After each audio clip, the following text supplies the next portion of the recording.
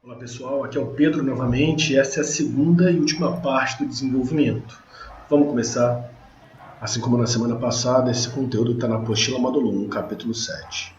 Uma breve retomada. A gente falou na aula passada onde fica o desenvolvimento, suas funções e a estrutura interna dos parágrafos divididos entre tópico, frasal e fundamentação, podendo ser alternados. Fundamentação mais tópico, frasal. E aí ficou faltando a gente falar sobre a argumentação. Vamos para ela. Mais uma vez eu vou começar descomplicando as coisas e mostrando como elas acontecem no nosso dia a dia.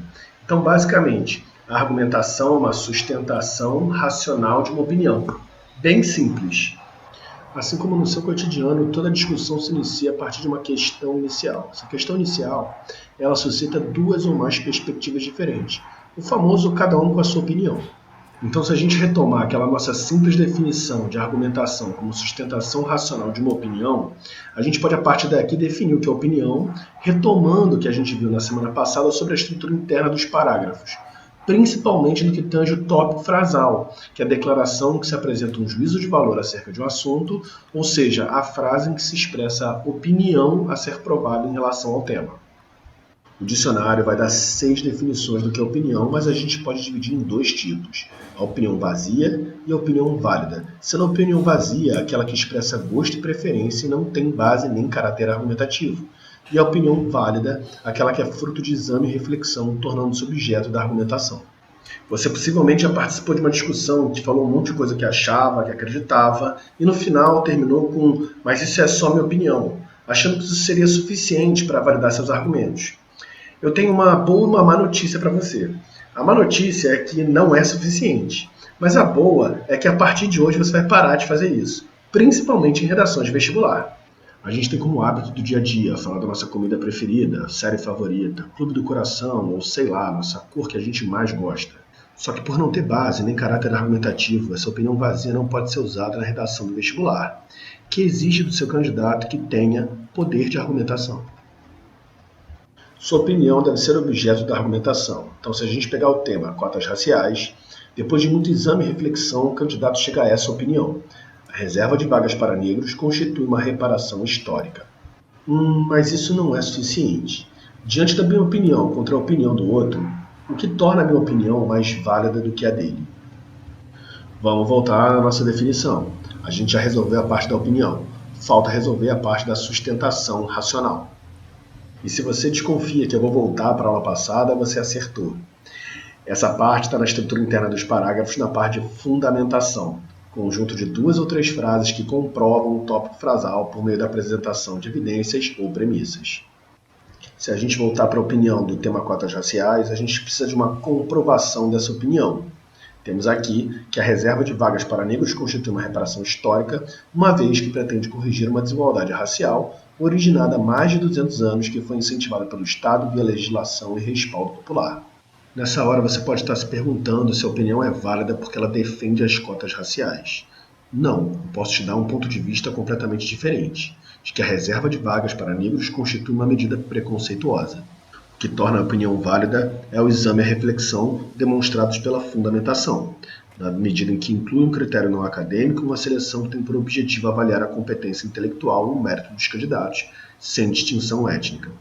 Concorde ou discorde, essa fundamentação valida a opinião.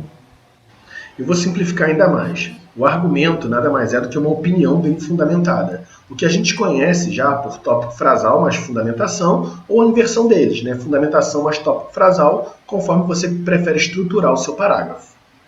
Mas vamos ver como isso funciona numa redação de vestibular. Então eu trouxe aqui o tema do UFRJ 2005, a valorização do corpo humano. Aqui eu tenho um parágrafo de introdução e 3 de desenvolvimento. Ou seja, eu já sei que na tese vão ter o quê? 3 ideias. A ideia 1, a ideia 2 e a ideia 3. A gente já está malandro, sabe que no próximo parágrafo vai ser desenvolvida a ideia número 1, que está em azul. Vamos ver. Um olhar para a história nos mostra que as mais diversas sociedades e épocas tiveram seus padrões de beleza associados a formas físicas.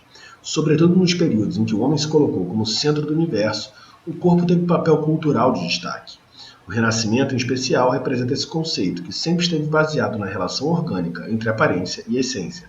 Assim, a beleza externa seria a expressão desejável de uma essência completa. Temos aqui a opinião, mas a fundamentação. E aqui eu peço para que vocês reparem que existe uma estratégia de fundamentação que é o recorte histórico e artístico para comprovar que os padrões de beleza estiveram associados a formas físicas, tornando válida a opinião presente no tópico frasal. No parágrafo 3, veremos o desenvolvimento da ideia 2, que eu não vou ler aqui, mas tem a mesma estrutura de opinião mais fundamentação, e dessa vez com uma estratégia de utilizar exemplos do cotidiano para comparar padrão de beleza entre modelos publicitários e pessoas comuns. Como você já deve imaginar, o parágrafo 4 desenvolve a ideia 3 e também tem a estrutura opinião mais fundamentação, mas dessa vez parte de uma estratégia de demonstração da desigualdade social afetando as distorções provocadas por uma valorização excessiva dos padrões de beleza. Já temos, portanto, a resposta do porquê uma opinião é mais válida do que a outra. Isso ocorre porque há uma reunião de elementos que sustentam a opinião a ponto de se tornar racionalmente embasada, o que é a função da fundamentação. Você já deve ter reparado, com os exemplos da semana passada e dessa semana, que o tópico frasal ele ocupa uma linha talvez um pouco mais, o que torna o restante do parágrafo algo mais denso e de extrema importância. Por isso, a gente precisa entrar de cabeça na fundamentação. Vamos estabelecer coisas básicas. A fundamentação ela precisa de coerência. Interna, para que as partes do texto não entrem em contradição, e externa, para que os argumentos não entrem em contradição com a realidade. Então, nada de terra plana, reptiliana, essas coisas conspiracionistas. Ela também precisa estar coesa, a partir do quê? Do uso de conectivos e ganchos semânticos. Por fim, a gente pode estabelecer duas estratégias de fundamentação, uma de base factual e a outra de base ideal. A primeira de base factual é o que a gente chama de argumentação indutiva, aquela que vai de casos particulares até a regra, a ideia geral, por meio de generalização. Ela se utiliza da apresentação de evidências, fatos, exemplos, estatísticas e estudos, e a fonte deles pode ser o conhecimento de mundo do candidato, seu repertório sociocultural e também os textos de apoio presentes na prova de redação. Sobre eles é necessário destacar que os textos de apoio jamais devem ser copiados, mas interpretados, deixando claro que o candidato entendeu o conteúdo deles e conseguiu incorporar no seu texto com suas próprias palavras. Mas vamos voltar para as evidências. Como eu posso saber que as fontes que utilizo são válidas? Primeiro, elas devem ser pertinentes ao tema, ou seja, devem ter relação com ele. Depois, elas devem ter relevância. A fonte dos números vem de órgãos oficiais? Isso é bem importante. E por fim, esses números devem ser suficientes para que se tornem objeto de argumentação. Pessoal, uma dica talvez óbvia, mas que não custa nada falar. As informações dos textos de apoio que estão na sua prova de redação, elas são pertinentes, suficientes e relevantes. Inclusive, as fontes dessas informações estão abaixo do texto, ou da charge, ou do desenho, ali em um tamanho reduzido. Então, utilizem, mas lembrando, sem copiar. E antes que eu me esqueça, vamos tomar cuidado com as notícias falsas, as famosas fake news. Então vamos evitar informações que vêm de grupo de WhatsApp, de fofoca da vizinhança, de uma fala de um tio, filha, parente seu, que não tenha nenhuma fonte confiável, nenhum respaldo científico, como, por exemplo, números de órgãos oficiais do governo federal, do Congresso, do Judiciário, de secretarias públicas, e até mesmo de órgãos internacionais, como ONU, OMS, Unesco, Unicef, sei lá, tem um monte, Banco Mundial. A gente vai vendo nos exemplos esses órgãos aparecendo e respaldando os números utilizados. Então vamos a eles. O primeiro é o tema adoção de crianças por pessoas solteiras. Eu tenho aqui nesse parágrafo de argumentação, um tópico frasal, uma fundamentação, mas eu quero chamar a atenção para dois destaques em verde. O primeiro parte de casos particulares, muitos casos de criança, para comprovar o que? A opinião de que crianças podem ser adotadas por pessoas solteiras. Já o segundo parte da apresentação de evidências, ou seja, divórcios, falecimentos, abandonos, não necessariamente impedem a constituição de ambiente favorável à educação, para comprovar essa opinião. Ele parte de fatos para fazer com que o tópico frasal seja sustentável racionalmente. O segundo exemplo é sobre o tema educação como meio de combater a violência. Novamente, temos o tópico frasal e uma fundamentação. Novamente, eu parto de uma generalização de um caso particular para comprovar minha regra, a minha ideia de que a educação pode constituir um meio eficaz de combate à violência.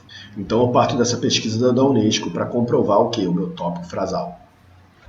Essa pesquisa da Unesco é uma apresentação de evidência, porque ela parte de um estudo pertinente ao tema e de um órgão oficial de extrema relevância. Por fim, temos o último exemplo referente ao tema Desafios para a Formação Educacional de Surdos do Enem 2017. Novamente, tópico frasal, fundamentação e um destaque. Dessa vez, são dados estatísticos do INEP que ajudam a comprovar a opinião de que há exclusão de surdos na educação formal brasileira. E dessa vez, a apresentação de evidências se dá com base no texto de apoio número 2, presente na prova de redação. São dados estatísticos de um órgão relevante. A utilização dessa argumentação por base factual, ela talvez seja mais simples e por isso mais utilizada. Tem até aquele ditado que diz: contra fatos não há argumentos. Justamente porque a gente está utilizando dados, números, estudos, fatos, para dar força à nossa argumentação. Mas talvez você prefira algo mais, digamos assim, dedutivo e não indutivo. A utilização de um raciocínio lógico por meio de premissas. É o caso da fundamentação por base ideal. Ela agora parte de uma ideia geral, indo para os casos particulares, a partir da aplicação de premissas.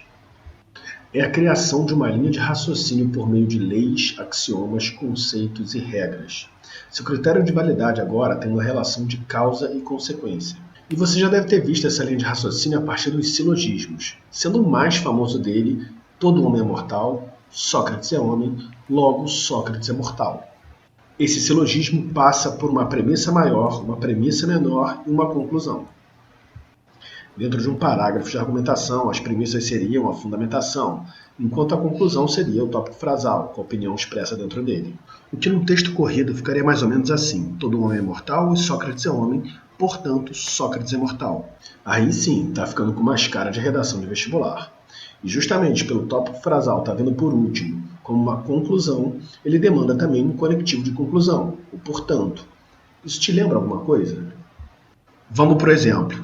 E vamos pegar um tema que a gente já utilizou anteriormente para mostrar como uma mesma opinião ela pode ter fundamentações diferentes e igualmente válidas. Além da divisão tradicional entre fundamentação e tópico frasal, eu dividi a fundamentação em duas, na parte azul e na parte verde, como vocês podem ver. Para quê? Para mostrar que existe uma premissa maior, uma premissa menor e a conclusão, que é o tópico frasal, e está demarcada pelo conectivo portanto.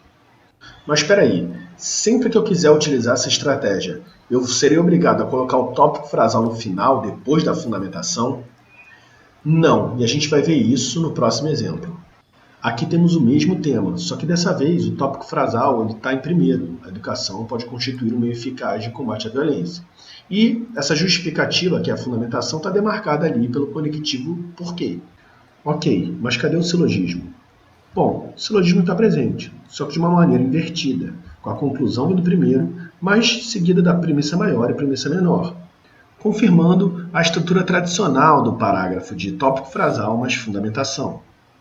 Vamos voltar para o silogismo do Sócrates e ver como é que ficaria essa inversão. Aqui, Sócrates é mortal, todo homem é mortal, Sócrates é homem. Temos o tópico frasal e a fundamentação. Embora pareça estranho você ver a conclusão primeiro e depois a premissa maior e a premissa menor, quando a gente parte para o texto corrido, tudo faz mais sentido. Olha, Sócrates é mortal porque todo homem é mortal e Sócrates é homem. Não é justamente a estrutura tradicional da opinião sendo sustentada racionalmente pela fundamentação? E justamente por essa opinião virante é que ela demanda um conectivo de justificativa. Daí vem o porquê. Eu vou te dar um outro exemplo a partir do mesmo tema, para te mostrar como uma mesma opinião pode ser defendida a partir de premissas diferentes. Esse parágrafo tem um tópico frasal mais fundamentação, mantendo a opinião de que a educação pode constituir um meio eficaz de combate à violência. Novamente, ela começa com o tópico frasal, fundamentação vindo depois, fazendo a justificativa a partir do conectivo porquê, mas dessa vez a minha premissa maior é de que a violência é reflexo da desigualdade social. E a premissa menor é que a educação cumpre papel fundamental na formação do indivíduo e permite sua ascensão social, fazendo com que assim diminua a desigualdade.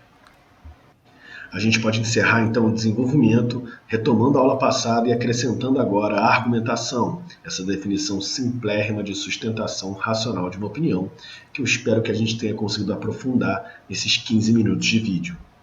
Pessoal, eu simplifico as coisas, mas é para tentar mostrar para vocês que esses raciocínios eles estão muito mais próximos do que a gente pensa. Mas eu sei que essa parte de desenvolvimento ela é bem densa e talvez por isso ela seja difícil. Então é importante que você utilize os exemplos da apostila, façam esses exercícios que estão lá também e tirem dúvidas com seus mediadores. Mas o mais importante de tudo é que vocês pratiquem, que vocês escrevam. Vocês só vão estar preparados para uma redação de vestibular se escreverem redações ao longo do ano. Então, por favor, escrevam. E eu vou ficando por aqui, desejando para vocês todo o sucesso do mundo, que vocês se cuidem, cuidem do próximo. Tenham uma ótima semana e até algum dia.